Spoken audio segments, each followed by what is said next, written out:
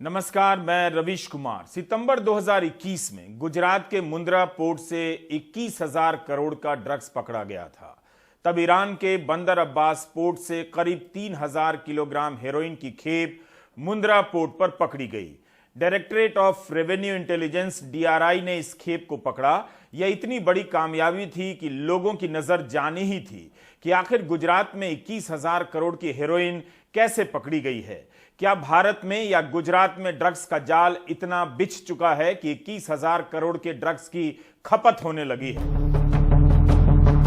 आज गांधीनगर में गृह मंत्री अमित शाह ने नारकोटिक्स ब्यूरो के कार्यों की समीक्षा की। उनकी ऑनलाइन मौजूदगी में अंकलेश्वर और दिल्ली में कई हजार किलोग्राम ड्रग्स जला दिया गया। इसकी कीमत 632 करोड़ से ज्यादा बताई जाती है। कुछ समय पहले अमित शाह की मौजूदगी में ही गुवाहाटी में भी 40,000 किलोग्राम ड्रग्स जला दिया गया। चंडीगढ़ में 30,000 किलोग्राम ड्रग्स जलाया गया। इसके बहाने ही हम ये सवाल पूछ रहे हैं कि गुजरात से लेकर देश भर में ड्रग्स का जाल कैसे फैल गया। इसकी जवाबदेही से हर कोई बच रहा है। इसलिए हम आज एक प्रयास कर रहे हैं। ड्रग्स को लेकर छपी पुरानी खबरों के आधार पर एक रिपोर्ट तैयार कर रहे हैं, जिससे अंदाजा हो सके कि गुजरात में ड्रग्स का जाल कितना फैला है और अमित शाह के सामने इसके जलाने का क्या राजनीतिक महत्व हो सकता है। पिछले साल सितंबर में कितना हंगामा मचा कि गुजरात के मुंद्रा बंदरगाह पर 21,000 करोड़ की हेरोइन पकड़ी गई। सरकार चुप हो गई और पत्रकारों ने चुप्पी साध ली। हर कोई हैरान था कि इतनी बड़ी घटना हो गई, मगर कहीं कोई डिबेट नहीं, कहीं कोई सवाल नहीं। इसी चुप्पी को लेकर सवाल उठने लगते हैं और NIA जांच का काम अपने हाथ में लेती है। NIA ने दिल्ली के अलावा 3 राज्यों में 20 ठिकानों पर छापे मारे। कई लोग गिरफ्तार हुए। दिल्ली के हरप्रीत सिंह तलवार और प्रिंस शर्मा को इस मामले में गिरफ्तार किया गया।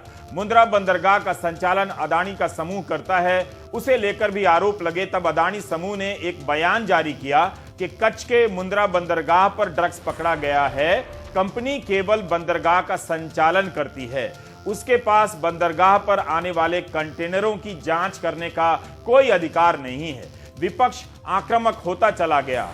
कांग्रेस के प्रवक्ता सवाल पूछने लगे कि गुजरात में ड्रग्स का कारोबार फैल गया है। यह सवाल आम आदमी पार्टी भी उठाने लगी कि इसके लिए कौन जवाबदेह है।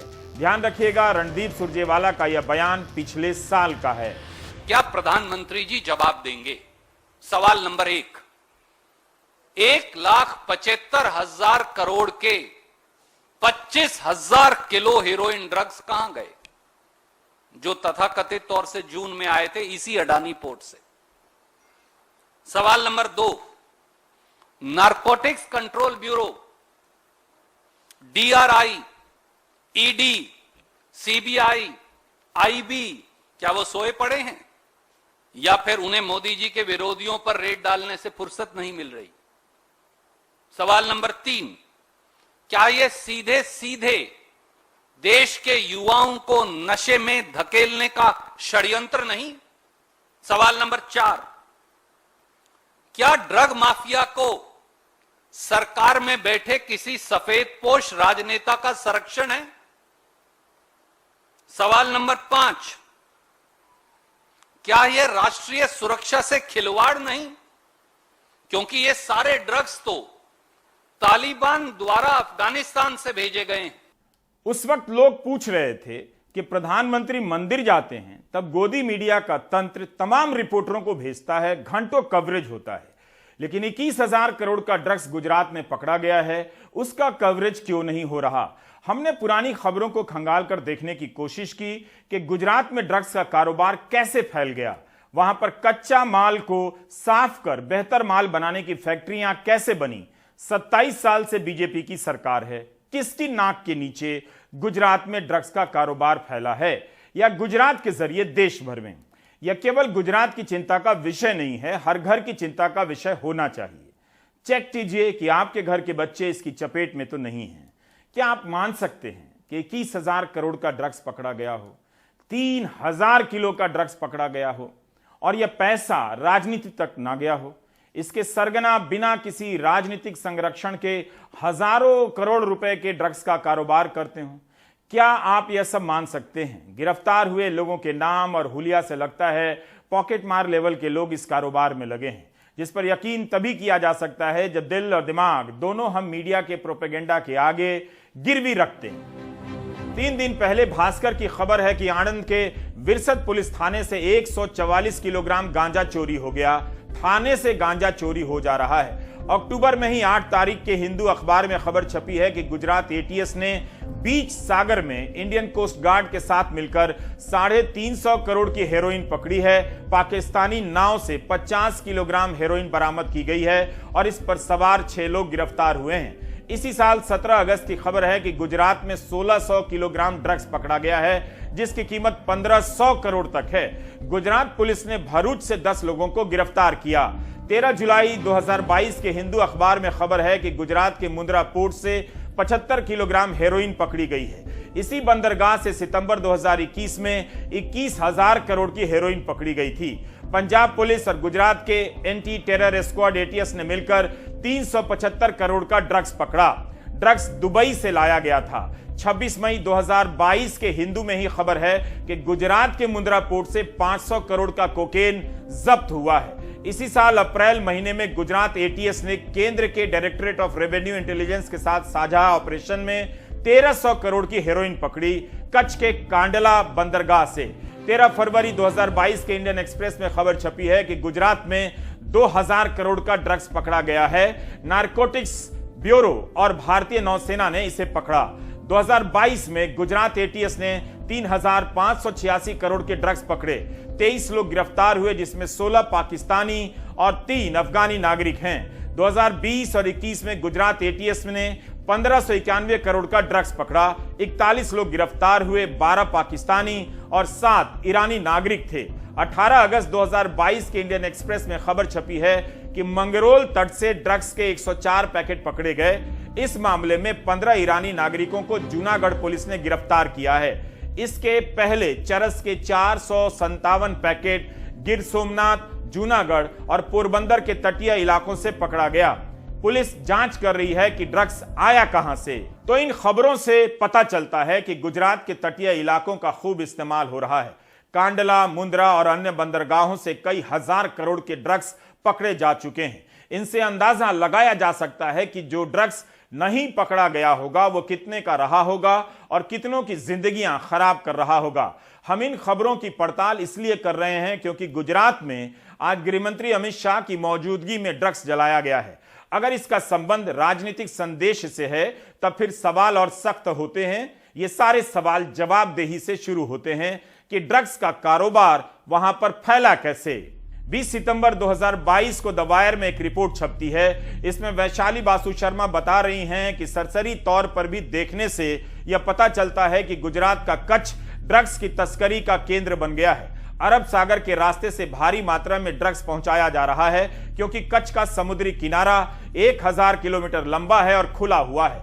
तस्करों के लिए यह रूट आसान हो गया है। इस रिपोर्ट में यह भी लिखा है कि गुजरात भर में हेरोइन को संशोधित करने की छोटी छोटी फैक्ट्रियां खुल गई हैं। अगस्त 2021 में मुंबई पुलिस ने अंकलेश्वर में एक ऐसी ही फैक्ट्री से 1026 करोड़ का ड्रग्स पकड़ा, जिसे मेफेड्रॉन एमडी ड्रग्स कहते हैं। 513 किलोग्राम मेफेड्रॉन को यहां साफ कर असरकारी ड्रग में बदला जा रहा था।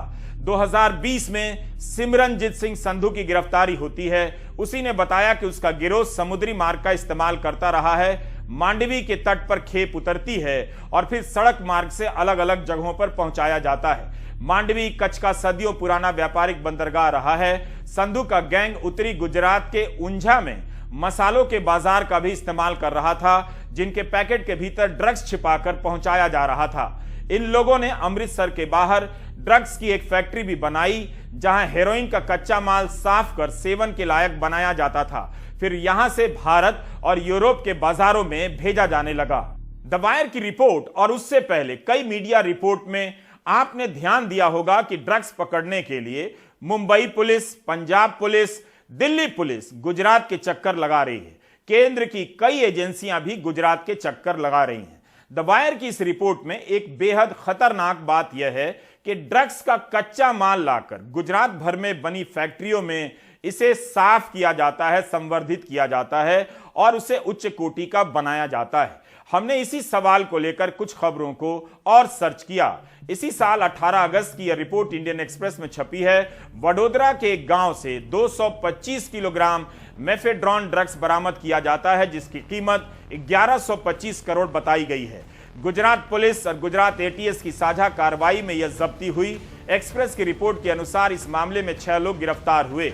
मोक्सी गांव में रसायन बनाने की फैक्ट्री में ड्रग्स तैयार किया जा रहा था। सूरत के महेश धोराजी और वडोदरा के पीयूष पटेल को गिरफ्तार किया गया। इन दोनों ने पूछताछ के दौरान बताया कि वडोदरा और आणंद में एक फैक्ट्री बनाई है जहां मेफेड्रॉन ड्रग तैयार किया जाता है। राकेश मकानी को मास्टरमाइंड इन खबरों में बताया गया है। सोचिए, फैक्ट्री बनाकर हजार करोड़ के ड्रग के कारोबार में लोग लगे हुए हैं। इससे पता चलता है कि इस खेल में बहुत से लोग शामिल होंगे। इससे हासिल पैसा किसी ना किसी तरह राजनीति में तो जाता ही होगा। आपको अगर लगता है कि यह सब हाल के वर्षों की घटना है तो 2013 में इंडिया स्पेंड की एक रिपोर्ट का जिक्र करना चाहता हूं। इस रिपोर्ट में लिखा है कि नारकोटिक्स ब्यूरो और संयुक्त राष्ट्र की कमेटी के अनुसार भारत ड्रग्स तैयार करने का सेंटर बनता जा रहा है। गुजरात और महाराष्ट्र में बहुत सारे ऐसे गुप्त लैब पकड़े गए हैं।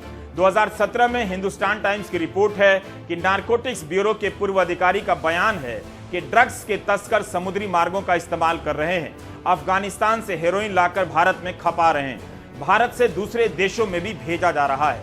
2017 में गुजरात के तटीय इलाकों से 3500 करोड़ का ड्रग्स पकड़ा गया था। गुजरात के गांव में ड्रग्स तैयार करने की फैक्ट्रियां लगी हैं। यह कैसे संभव हुआ? इस साल 27 जून को संयुक्त राष्ट्र ने विश्व ड्रग रिपोर्ट जारी किया।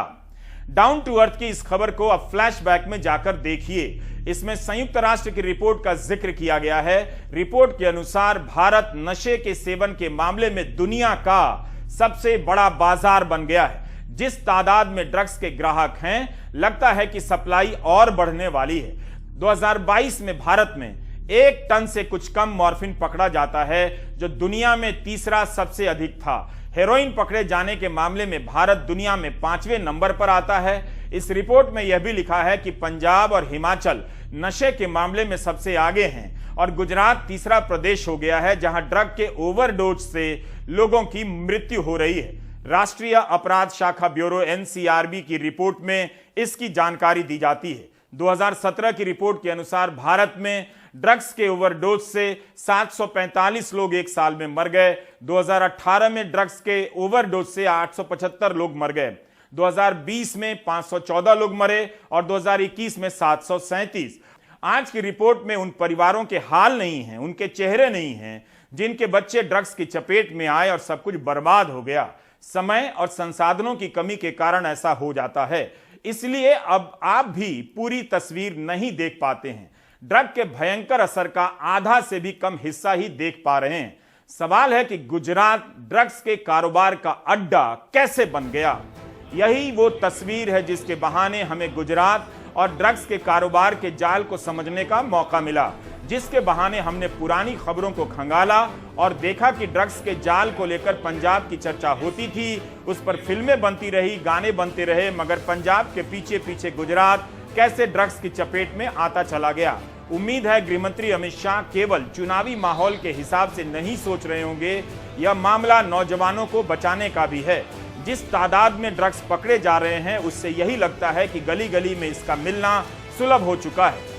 एक प्रकार से नारकोटिक्स दीमक की तरह हमारे देश की युवा पीढ़ी को खत्म करने का काम कर रहा है, तो दूसरी ओर नारकोटिक्स के व्यापार से जो धन उपार्जन होता है वो टेररिज्म के पोषण का भी काम करता है। दोनों दृष्टि से देश की युवा पीढ़ी को सुरक्षित रखना और देश के टेररिज्म के वित्त पोषण पर एक करारा प्रहार करना, ये दोनों दृष्टि से मैं मानता हूं कि लड़ाई को भारत सरकार की सभी एजेंसियां, राज्य सरकार की सभी एजेंसियां और पुलिस ने साझा लड़ाई के रूप में एक स्पिरिट के साथ लेना पड़ेगा, लड़ना पड़ेगा और जीतना पड़ेगा। आजादी का अमृत महोत्सव जब मनाने की शुरुआत हुई तब एक संकल्प गृह विभाग ने लिया था कि 75 दिन में हम 75,000 किलो से ज्यादा नारकोटिक्स को जलाकर कानूनी प्रक्रिया पूरी कर चलाकर एक कीर्तिमान स्थापित करेंगे।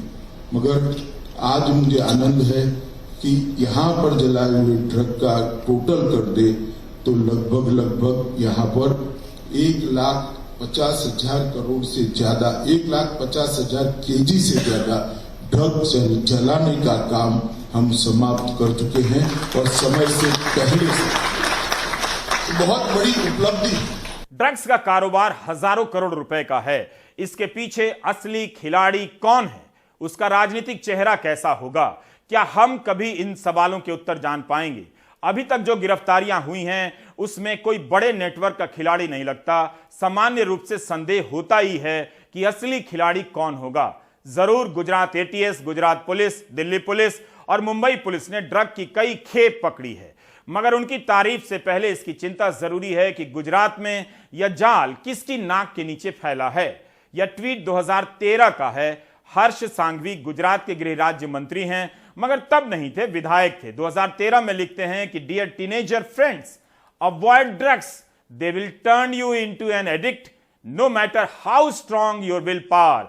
हर्ष सांघवी ने विधायक रहते 2018 में भी एक ट्वीट किया, लिखा कि 69वें गणतंत्र दिवस के मौके पर ड्रग्स के खिलाफ एक रैली का उद्घाटन किया है। इसका मतलब है कि गुजरात के नेताओं को पता है कि राज्य में ड्रग्स का जाल कितना फैल गया है।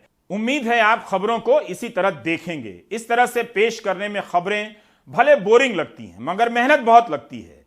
आप केवल एक वीडियो नहीं देखते हैं कि अमित शाह की मौजूदगी में जब्त किए हुए ड्रग्स जलाए गए हैं, बल्कि आपके सवाल और भी बेहतर होते जाते हैं और आप गृह मंत्री से पूछ सकते हैं कि उनकी सरकार चौकस होने का दावा करती है, गुजरात में भी और दिल्ली में भी।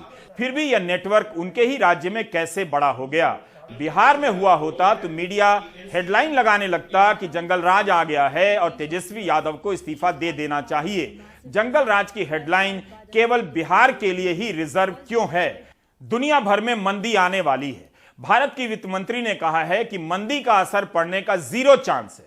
देखना है कि भारत पर मंदी का असर पड़ता है या नहीं। फिलहाल सरकार ने ही जानकारी दी है कि जुलाई 2022 के मुकाबले अगस्त 2022 में ईपीएफओ के खाता धारकों की संख्या घट गई है। इससे पता चलता है कि संगठित क्षेत्र में भी नियुक्त कर्मचारियों की संख्या घटी है। उधर centre for monitoring Indian economy ने अपनी ताजा रिपोर्ट में कहा है कि पिछले करीब 2 हफ्ते से बेरोजगारी दर बढ़कर 7% से ऊपर चली गई है, जो कि बहुत ज्यादा है। हाल ही में प्रधानमंत्री ने 75,000 युवकों को नौकरी का पत्र दिया, लेकिन सांख्यिकी मंत्रालय की ताजा रिपोर्ट बता रही है कि अगस्त महीने में स्थायी नौकरी करने वालों की तादाद काफी कम हुई है। इसका प्रमाण सांख्यिकी मंत्रालय का यह आंकड़ा है कि ईपीएफ के नए खाता धारक जुलाई से अगस्त के बीच करीब 1.25 लाख से ज्यादा घट गए हैं। सांख्यिकी मंत्रालय की इस रिपोर्ट के मुताबिक जुलाई 2022 में ईपीएफ के नए खाता धारकों की संख्या 11,19,698 थी, जो अगस्त 2022 में घटकर 9,86,850 रह गई। जुलाई 2022 में ईपीएफ से दोबारा जुड़ने वाले खाता धारकों की संख्या 12,71,558 थी, जो अगस्त 2022 में घटकर 10,78,462 रह गई। यानी अगस्त 2022 में ईपीएफ के नए खाता धारकों की संख्या घटी और दोबारा ईपीएफ से जुड़ने वाले कर्मचारी भी घट गए। उधर देश के शहरी और ग्रामीण इलाकों में बेरोजगारी का संकट बड़ा हो रहा है। भारतीय अर्थव्यवस्था पर नजर रखने वाली संस्था centre for monitoring Indian economy ने बेरोजगारी पर अपनी ताजा रिपोर्ट में आगाह किया है कि देश में 25 अक्टूबर 2022 को बेरोजगारी दर 7.85% तक चली गई। ग्रामीण इलाकों में बेरोजगारी दर 8.07% रही। 12 अक्टूबर 2022 के बाद पिछले करीब 2 हफ्तों से बेरोजगारी दर लगातार 7% से ऊपर रही है। सितंबर 2022 में बेरोजगारी दर घटकर 6.43% आ गई थी। ये थोड़ा सा चिंता की बात है, क्योंकि ये अक्टूबर नवंबर ये थोड़ा फेस्टिवल सीजन होता है। इस टाइम थोड़ा कुछ एक्टिविटीज़ जो नहीं होता है साल के और समय में इस टाइम होते हैं, तो उसमें कुछ लोगों को तो एम्प्लॉयमेंट मिलता है। अगर वो नहीं मिला है तो ये तो चिंता की बात है। कहीं ना कहीं कंपनीज थोड़ा स्टैंड बाई मोड पे चला गया होगा कि अभी के लिए हायरिंग थोड़ा मत करो। तो हो सकता है कि अगर थोड़ी 1-2 महीने के बाद वो दोबारा उसको शुरू कर दे, बट अभी के लिए थोड़ा परिस्थिति जो है थोड़ा चिंताजनक है। Centre for monitoring Indian economy के मुताबिक इस साल अगस्त महीने में बेरोजगारी दर पिछले एक साल में सबसे ज्यादा 8.28% तक पहुंच गई थी। इसके बाद सितंबर महीने में बेरोजगारी दर में बड़ी गिरावट दर्ज हुई और रोजगार के अवसर देश में कुछ बेहतर हुए। लेकिन अक्टूबर के ये ताजा आंकड़े बताते हैं कि रोजगार के मोर्चे पर चुनौती एक बार फिर बड़ी हो रही है। दिल्ली से कैमरा पर्सन राकेश सिंह के साथ हिमांशु शेखर, एनडीटीवी इंडिया। आर्थिक मुद्दों पर चर्चा होनी चाहिए, मगर किसी ना किसी बहाने से धार्मिक मुद्दों को प्राथमिकता मिल जा रही है। भारत में राजनेताओं को धार्मिक गतिविधियों से अलग करना संभव नहीं है। भारत की सामाजिक और राजनीतिक व्यवस्था ही ऐसी है कि राजनेता धार्मिक कार्यों के करीब दिखना चाहते हैं और शामिल भी होते हैं। लेकिन यहां सवाल इस बात को लेकर है कि क्या धार्मिक होने को लेकर राजनीतिक प्रतियोगिता चल पड़ी है? क्या आर्थिक सवालों से बचने के लिए धर्म का इस्तेमाल किया जा रहा है? धार्मिक आयोजनों में लगातार शामिल होकर क्या प्रधानमंत्री नरेंद्र मोदी दूसरे दलों के नेताओं को भी मजबूर कर रहे हैं कि वे भी धार्मिक दिखने का आइडिया खोजते रहें? हाल ही में पदयात्रा के दौरान राहुल गांधी कर्नाटक के एक प्रसिद्ध मठ में गए तो उनकी तस्वीरों को विशेष तौर पर प्रचारित किया गया। उनकी तस्वीरें देखकर ऐसा लगता है कि कई एंगल से कैमरे से ली गई हैं। यही नहीं, जब केदारनाथ मंदिर प्रधानमंत्री जाते हैं तब सोशल मीडिया में कुछ लोगों ने सवाल किया कि दर्शन का सीधा प्रसारण क्यों किया जा रहा है। लोग पूछते रहे कि भगवान के दर्शन हो रहे हैं या प्रधानमंत्री के या दोनों के, मगर विपक्ष इन सवालों से दूर रहा। भारत की राजनीति में नेताओं का मंदिर जाना सामान्य बात है, लेकिन क्या इसके लगातार सीधा प्रसारण से इसे विशेष बनाने का प्रयास नहीं किया गया? अखबारों में जब विज्ञापन दिया जाता है और गोदी मीडिया लगातार कवरेज करता है, तब क्या इसे केवल धार्मिक कार्य माना जा सकता है? जाहिर है राजनीतिक कार्य के रूप में भी देखा जाएगा। कहीं ऐसा तो नहीं कि जनता के ठोस आर्थिक सवालों से बचने के लिए हमारे नेता धर्म की शरण में जा रहे हैं? आखिर महंगाई और बेरोजगारी पर बात करने के लिए इतने कैमरे क्यों नहीं दिखाई देते? कहीं प्रधानमंत्री से दूसरे दलों के नेता इस मामले में होड़ तो नहीं कर रहे? यह सिलसिला कहां जाकर रुकेगा, किसी को पता नहीं। क्या यह बेहतर नहीं हो सकता कि नेता जब पूजा करने जाएं तो व्यक्तिगत ही रहे? आखिर कई जगहों पर तस्वीरें लेने पर रोक होती है, फिर सीधा प्रसारण की छूट केवल नेताओं को ही क्यों मिले? भगवान के आगे तो सब बराबर माने जाते हैं। धार्मिक कार्य तो जनता दैनिक जीवन में दिन रात करती ही है, नेता भी करते हैं, लेकिन यही अगर राजनीति का मुख्य चेहरा हो जाए, आर्थिक मुद्दों पर बात करने के अलावा नेता बार बार इन मुद्दों पर लौटने लगे, तब जनता के मुद्दे पीछे जा सकते हैं। ऐसा लगता है कि अब यह फॉर्मूला बनता जा रहा है। क्या जनता को यह सवाल नहीं करना चाहिए कि धर्म के नाम पर उसकी मासूम आस्था का राजनीतिक दोहन हो रहा है या इससे राजनीति बेहतर हो रही है? झूठ खत्म हो गया है और सच की बाढ़ आ गई है। और तो और गोदी मीडिया जब कवरेज करने लग जाए तब एक बार यह सवाल तो पूछना ही चाहिए कि जिन लोगों ने पत्रकारिता का धर्म छोड़ दिया, वे धर्म के नाम पर इन देवी देवताओं का सामना कैसे कर लेते होंगे? पता तो कीजिए कि ये पत्रकार देवी देवता की पूजा करने जा रहे हैं, प्रसारण करने जा रहे हैं, या उसके बहाने किसी नेता की व्यक्तिगत पूजा करने जा रहे हैं। बेहतर है आप दो राजनीतिक दलों में नीतियों के आधार पर फर्क कीजिए। पूछिए कि फला नीति से आपका जीवन किस तरह बेहतर हुआ कि नहीं, इसका मूल्यांकन कीजिए। दिल्ली के मुख्यमंत्री अरविंद केजरीवाल ने मांग की है कि रुपए पर गांधी की तस्वीर के साथ साथ लक्ष्मी गणेश की तस्वीर भी हो, ताकि लोगों को उनका आशीर्वाद मिले। इस पर कई तरह की प्रतिक्रियाएं आ रही हैं। पूछा जा रहा है कि यह देवी देवताओं के लिए है या राजनीतिक उद्देश्य के लिए। कहा जा रहा है कि कल कोई दूसरा नेता आएगा और कहेगा कि कार के नंबर प्लेट पर या डैशबोर्ड पर प्रधानमंत्री या मुख्यमंत्री की तस्वीर अनिवार्य कर दी जाए। हम कहां तक जाएंगे, इस पर भी सोचना चाहिए। अगर भारतीय करेंसी के ऊपर एक तरफ गांधी जी की तस्वीर है वो एज इट इज रहे, दूसरी तरफ अगर लक्ष्मी जी की और गणेश जी की तस्वीर होगी तो इससे पूरे देश को उनका आशीर्वाद मिलेगा। दिल्ली के मुख्यमंत्री अरविंद केजरीवाल की चली तो वो रुपयों पर महात्मा गांधी के साथ लक्ष्मी गणेश की तस्वीर भी लगवा देंगे। उन्होंने ये मांग प्रधानमंत्री से की है। उनके मुताबिक इससे देवता आशीर्वाद देंगे और अर्थव्यवस्था सुधरेगी। आज मेरी केंद्र सरकार से प्रधानमंत्री जी से अपील है, भारतीय करेंसी के ऊपर एक तरफ गांधी जी की तस्वीर है, वो वैसे ही रहनी चाहिए, लेकिन दूसरी तरफ श्री गणेश जी की और श्री लक्ष्मी जी की तस्वीर भारतीय करेंसी के ऊपर लगाई जाए। जैसा मैंने कहा कि हमें अपनी अर्थव्यवस्था को सुधारने के लिए, भारत को आगे तरक्की देने के लिए बहुत सारे एफर्ट्स की ज़रूरत है, लेकिन उसके साथ साथ देवी देवताओं के आशीर्वाद की भी ज़रूरत है। अगर केजरीवाल का बयान अर्थव्यवस्था की चिंता से प्रेरित है या वोट व्यवस्था की योजना से? बीजेपी केजरीवाल की ऐसी श्रद्धा पर सवाल नहीं खड़े कर रही। केजरीवाल पर हिंदुत्व का मुखौटा पहनने का आरोप लगा रही है। जो भगवान श्री राम के भव्य मंदिर का भी विरोध करते थे, वो आज एक चुनावी मुखौटा लेकर के आए हैं। गुजरात और हिमाचल प्रदेश में आम आदमी पार्टी कांग्रेस की राजनीतिक जमीन पर कब्जा करने की पूरी कोशिश कर रही है। ऐसे में केजरीवाल के बयान पर कांग्रेस की भी तीखी प्रतिक्रिया आनी ही थी। ये देखिए, हम लोग बार बार कहते थे ये बीजेपी और संघ की बी टीम है, तो जब चाहेंगे सेकुलर कार्ड खेल देगा, जब चाहेंगे धर्मनिरपेक्ष दिख जाएगा, जब चाहेंगे किसी न किसी धर्म की भावनाओं को भड़काएगा, जब चाहेंगे तो अपने आप को किसी जाति विशेष का बता देगा। तो ये तो वो आदमी है कि जैसे उसको लगता है कि उसको वोट मिलेगा उसमें ये कूद पड़ता है।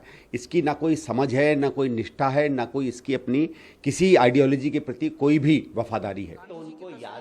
तो अरविंद केजरीवाल बीजेपी की हिंदुत्व नाम की पिच पर खेल रहे हैं, जबकि हफ्ता भर पहले जब प्रधानमंत्री गुजरात दौरे के दौरान mission school of excellence launch कर रहे थे तो इन तस्वीरों से यह संदेश जा रहा था कि बीजेपी आम आदमी पार्टी की शिक्षा या स्कूल नाम की पिच पर खेलने को मजबूर हो रही है। दिल्ली के जो मुख्यमंत्री हैं उन्होंने बोला है कि भारत की जो करेंसी नोट है उसमें गणेश और लक्ष्मी का फोटो होना चाहिए। तो आप बताइए, आपको क्या लगता है? होना चाहिए। अच्छा, उससे क्या होगा? अच्छा है, भगवान का फोटो रहना अच्छा है। अच्छा, करेंसी पे भगवान का फोटो रहना अच्छा। तो आप बोल रहे हैं कि केजरीवाल जी का ये अच्छा डिसीजन है? जी, ये तो गलत है। गांधी जी का फोटो थे, वो देश आजाद किए हैं, उनका उचित है कि उन्हीं का फोटो रहना चाहिए। इसके लिए हमारा तो यही रहा।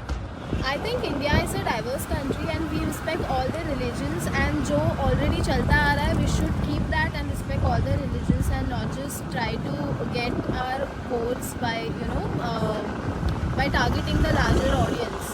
गुजरात को हिंदुत्व की प्रयोगशाला माना जाता है। पिछले 27 साल से यहाँ बीजेपी के ही प्रयोग सफल हो रहे हैं। गुजरात की जनता को तय करना है कि इस बार उनको अरविंद केजरीवाल का नया प्रयोग पसंद आ रहा है या फिर बीजेपी का ही पुराना योग। दिल्ली से अपने सहयोगी राजीव रंजन के साथ मैं शरद शर्मा, एनडीटीवी इंडिया। क्या भारत की जनता ने यह तय कर लिया है कि अब उसके पास कोई वोट लेने आएगा तो देवी देवताओं की मूर्ति या तस्वीर लेकर ही आएगा? क्या जनता को खुश करने के लिए यही तरीका बच गया है कि कोई अखंड कीर्तन करा रहा है, कोई किसी और देवी देवता का पाठ करा रहा है? इन सब पर सरकार का भी पैसा खर्च होने लगा है और नेताओं का तो होता ही है। इसी पैसे से मस्कुलर डिस्ट्रोफी और कैंसर जैसी गंभीर बीमारियों के शिकार परिवारों के मेडिकल बिल भरे जा सकते हैं। कितने परिवारों को राहत मिलेगी? क्यों नहीं कोई मंत्री या मुख्यमंत्री स्वास्थ्य मंत्री को पत्र लिखता है कि कैंसर और मस्कुलर डिस्ट्रोफी के मरीजों का इलाज मुफ्त किया जाए? क्या नर में नारायण नहीं है? यह भी तो धर्म ही कहता है कि नर की सेवा करो, नारायण मिलेंगे। भारतीय रुपए पर गांधी की तस्वीर हटाकर दूसरे महापुरुषों की तस्वीर लगा देने की अफवाहें और मांगे उठती रहती हैं। अंबेडकरवादी मांग करते रहे हैं कि नोट पर डॉक्टर अंबेडकर की तस्वीर हो। केजरीवाल ने भी डॉक्टर अंबेडकर की बहुत बड़ी तस्वीर लगाई है। वे भी यह मांग कर सकते थे। इस साल अफवाह उड़ गई कि रविंद्रनाथ टैगोर और एपीजे अब्दुल कलाम की तस्वीर लगाने पर विचार हो रहा है। जून के महीने में भारतीय रिजर्व बैंक ने बाकायदा खंडन किया, ऐसी कोई योजना नहीं है। गांधी को नोट से हटाने की कोई योजना नहीं। इसी साल जुलाई और अगस्त में राज्यसभा सांसद संजय राउत और दिग्विजय सिंह ने सवाल पूछा कि महात्मा गांधी की तस्वीर हटाई जा रही है, क्या छत्रपति शिवाजी की तस्वीर लगाने पर विचार हो रहा है? सरकार ने जवाब दिया, ऐसी कोई योजना नहीं है। भारत में 25,000 रुपया महीना कमाने वाले बहुत कम लोग हैं। जो कमाता है वो चोटी के 10% में आ जाता है सिर्फ 25,000 रुपए कमाने से। कोशिश होनी चाहिए कि ज्यादा से ज्यादा लोगों के हाथ में नोट पहुंचे। 80 करोड़ जनता 2 वक्त का अनाज नहीं खरीद सकती है। इतनी गरीबी है इस देश में, और बहस किन बातों को लेकर हो जाती है। बहस को मुद्दे पर लाने के लिए सही सवाल पूछने की जरूरत है। हरियाणा के हिसार में पत्रकारों ने यही किया। शिक्षा मंत्री से पूछ लिया कि बड़ौदा में कॉलेज और यूनिवर्सिटी बनाने का वादा करके आए थे, उसका क्या हुआ? मंत्री ने कहा बन गया है, विधायक से पूछ लीजिए। पत्रकारों ने विधायक से पूछा तो जवाब मिला केवल स्कूल बना है, कॉलेज और यूनिवर्सिटी नहीं। सर, बड़ौदा में भी आप इसी तरीके के वायदे करके आए थे, कॉलेजेस के उनकी क्या स्टेटस है एक बार बताएंगे? नहीं, कॉलेज जो वादा करके आया था वो पूरा कर दिया। अभी विधायक को फोन करो, उसके वहां के नहीं, मैं कह रहा वहां के विधायक को फोन करो, जो उससे साथ जो वादा किया था वो हमने पूरा कर दिया। वो स्वयं मिठाई का डब्बा मेरे पास लेके आया था और मुझे दे के गया था। एक मिनट, एक पूछ लो।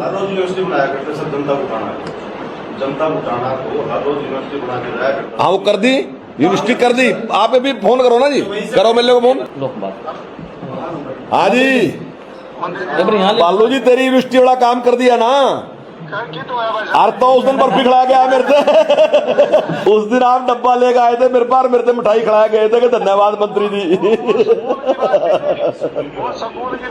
ठीक ठीक ठीक। इसी तरह कांग्रेस ने एक वीडियो ट्वीट कर दिया। यह अमित शाह हैं। यूपी सरकार के समय बीजेपी ने वादा किया कि सरकार बनने पर होली और दिवाली पर गैस का 1 सिलेंडर मुफ्त दिया जाएगा। कांग्रेस ने पूछा है कि इस दिवाली पर कितने लोगों को मुफ्त सिलेंडर मिला है?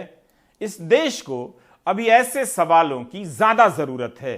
बाकी आप ब्रेक ले लीजिए।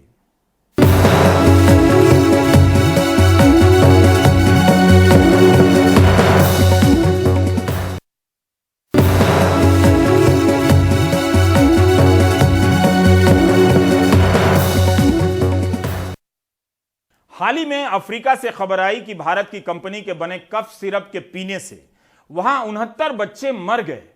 भारत के प्रयागराज से खबर है कि यहां के एक नर्सिंग होम में प्लेटलेट्स की जगह जूस चढ़ा दिया गया, मरीज मर गया। अब जिस इमारत में नर्सिंग होम चल रहा था उसे खाली कराने का नोटिस दिया गया है। इस नोटिस से पता चलता है कि इस साल 11 जनवरी को ही इसे ध्वस्त करने का नोटिस जारी किया गया था। तब तो प्रशासन को ही बताना चाहिए कि 9 महीने तक क्यों नहीं ध्वस्त किया गया, इसका इंतजार क्यों किया गया। प्रयागराज के झलवा इलाके के इस ग्लोबल हॉस्पिटल को 20 अक्टूबर को तब सील कर दिया गया जब आरोप लगा कि डेंगू के एक मरीज को प्लेटलेट की जगह मौसमी का जूस चढ़ा दिया गया। इसी आरोप के बाद प्रयागराज डेवलपमेंट अथॉरिटी भी हरकत में आई और उसने एक नोटिस चस्पा कर दिया जिसमें नक्शा पास न होने के कारण बिल्डिंग को अवैध घोषित कर दिया गया। नोटिस में कहा गया कि एक पुराने नोटिस का जवाब न देने पर 11 जनवरी 2022 को ध्वस्तीकरण का नोटिस दिया गया था। उसका भी जवाब न मिलने पर ध्वस्तीकरण का नया नोटिस भेजा गया है। उधर अस्पताल के संचालक का कहना है कि उन्हें आज तक कोई नोटिस नहीं मिला है। जहाँ तक मुझे नॉलेज में है, क्योंकि मैं बिल्डिंग में किराएदार हूँ, मकान मालिक पप्पू लाल साहू हैं और ग्लोबल हॉस्पिटल को इसके पहले न तो पीडीए की न नगर निगम की कोई भी नोटिस नहीं मिली है। अगर नोटिस मिली भी होगी तो पप्पू लाल साहू को मिली होगी जो कि मकान के ओनर हैं। मुझे अस्पताल को कोई भी नोटिस नहीं मिली है अभी तक, इसके पहले एडीएस है। अस्पताल के संचालक की दुविधा ये है कि नोटिस में 28 अक्टूबर तक अस्पताल खाली करने का समय दिया गया है ताकि डेवलपमेंट अथॉरिटी ध्वस्तीकरण कर सके, लेकिन दिक्कत ये है कि अस्पताल जांच के लिए पहले ही सीएमओ के आदेश पर सील है। ऐसे में वहां से सामान कैसे निकाला जा सकता है? हॉस्पिटल को सीएमओ ने सीज कर रखा है। एक तरफ मैं इस मसले में फंसा हूँ कि सीएमओ का कहना है भाई सीजिंग है तो मैं उसमें से कोई भी सामान निकाल नहीं सकता। दूसरी चीज नगर पीडीए ने हमारे यहाँ पे नोटिस चिपका दिया है कि हॉस्पिटल को रिक्त किया जाए, खाली किया जाए, मकान को, बिल्डिंग को खाली किया जाए। अब मैं बिल्डिंग को खाली करने की अगर प्रक्रिया में आता हूँ तो सीमो की सीजिंग है, और सीमो की सीजिंग जब तक हटेगी नहीं तब तक मैं बिल्डिंग को खाली नहीं कर सकता। तो दोनों तरफ से मैं फंसा हूँ। इस बीच प्रदीप पांडे नाम के जिस मरीज की मौत हुई उसे चढ़ाई गई प्लेटलेट्स की रिपोर्ट आ गई है। 3 सदस्यीय जांच टीम की रिपोर्ट के मुताबिक मरीज को मौसम्मी का जूस नहीं चढ़ाया गया था, बल्कि जो प्लेटलेट्स चढ़ाए गए थे वो सुरक्षित तरीके से नहीं रखे गए थे और ये प्लेटलेट्स बाहर से खरीदे गए थे। ग्लोबल हॉस्पिटल में एक पेशेंट को फेक कंपोनेंट चढ़ाने की जो बात थी उस पे हमने 3 सदस्यीय टीम गठित किया, जिसमें एसडीएम थे, सीओ थे और एक डिप्टी सीएमओ थे। उनकी रिपोर्ट जो प्राप्त हुई है उसमें जो कंपोनेंट पाया गया है वो पुअरली प्रिजर्व्ड प्लेटलेट्स पाया गया है। मतलब कि जो है तो प्लेटलेट्स ही, लेकिन उसे ठीक से उसको प्रिजर्व नहीं किया गया था। जांच में ये बात भी सामने आई है कि मरीज को जो दवा दी गई वह मानकों के अनुरूप नहीं थी। कुछ मेडिसिन भी ऐसी देने की बात सामने आई है पेशेंट को जो कि वो मानक के अनुरूप नहीं है, तो उसके लिए जो हमारे सीएमओ साहब है उसके लिए पृथक से कार्रवाई उस पर कर रहे हैं। इस रिपोर्ट से ये बात और साफ हुई कि बाजार में प्लेटलेट्स बिक रहे हैं जो मानक के अनुरूप सुरक्षित नहीं रखे जाते। जांच रिपोर्ट प्रयागराज की चिकित्सा व्यवस्था पर कई सवाल तो खड़े कर ही रही है, लेकिन जिस तरीके से प्रयागराज डेवलपमेंट अथॉरिटी ने इस मामले में नोटिस चस्पा की है वो भी अपने तरीके से कई सवाल खड़े कर रही है। ऐसे में सबसे बड़ा सवाल यही है कि क्या इस तरह की समस्या से निपटने के लिए ध्वस्तीकरण ही सिर्फ एक रास्ता है। प्रयागराज से नितिन के साथ अजय सिंह, एनडीटीवी इंडिया। मुंबई में मॉनसून लंबा रह गया, इस कारण मच्छरों की आबादी बढ़ गई और उनके काटने से डेंगू के मरीज। पूजा की ये रिपोर्ट देखिए। आईसीयू में डेंगू मरीज की तस्वीरें मुंबई की हैं। एक की उम्र 35 साल है और दूसरे की 60 साल। फीवर के फौरन बाद हालत बिगड़ी और मुंबई के लायंस अस्पताल में आईसीयू में भर्ती होना पड़ा। डॉक्टर बताते हैं कि इस साल डेंगू बीमारी के लक्षण भी तीव्र हुए हैं। अगस्त सितंबर ये केसेस जो है बहुत कम होते हैं और अभी we are almost end of the October और उसके बाद भी जो है ये केसेस रजिस्टर होना, काफ़ी सारे नंबर्स में ये केसेस का पाया जाना, this is something which is unusual, जो कि ये साल हमें दिखाई दे रहा है। मतलब 3 दिन 4 दिन की बुखार की हिस्ट्री है और उसके बाद भी जो है पेशेंट्स कॉम्प्लिकेशंस लेके आ रहे हैं, जैसे कि प्लेटलेट्स बहुत ड्रॉप होना, 10,000 15,000 पे जाना, जो नॉर्मली 1.5 से 4.5 लाख का काउंट रहता है।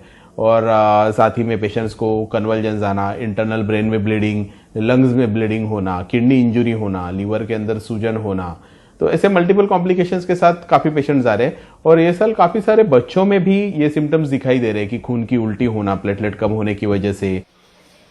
दिल्ली, मुंबई से लेकर यूपी, बिहार और मध्य प्रदेश तक इन दिनों देश भर में डेंगू ने कहर बरपा रखा है।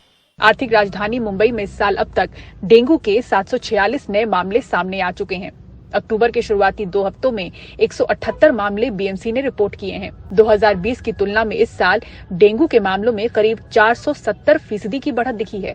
मुंबई में इस अक्टूबर महीने में भी रुक रुक कर हो रही बारिश के कारण मच्छरों की तादाद बढ़ती जा रही है, जिससे डेंगू और मलेरिया के मामलों में वृद्धि दिख रही है। डेंगू के मरीज में प्लेटलेट्स की मांग बढ़ जाती है और इसको लेकर निजी ब्लड बैंकों में दबाव रहता है। आस लग रही है कि तापमान कम होते ही मामले घटेंगे। मुंबई से पूजा भारद्वाज, एनडीटीवी इंडिया। आप देख रहे थे प्राइम टाइम। नमस्कार।